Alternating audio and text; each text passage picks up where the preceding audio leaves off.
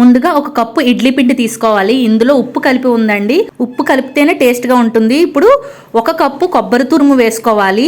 ఆ తర్వాత 1.5 కప్పులు బెల్లం తురుము వేసుకోవాలి. మీరు ఎంత తీపి తింటే అంత వేసుకోవాలి. ఇవన్నీ ఇప్పుడు బాగా కలుపుకోవాలి.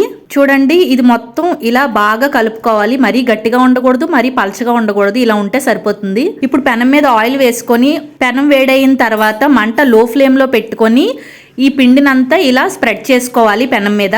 ఈ కొబ్బరి రొట్టెను లో ఫ్లేమ్ మీద కాల్చుకోవాలి. ఒక సైడ్ కాలిన తర్వాత దీన్ని తిప్పడానికి అవ్వదండి, కాబట్టి వేరొక దాకలాంటిది తీసుకొని అందులో ఆయిల్ స్ప్రెడ్ చేసుకొని మళ్ళీ లో ఫ్లేమ్ మీద పెట్టుకొని ఈ పెనం మీద అట్టు దాని మీద తిరగేసుకోవాలి.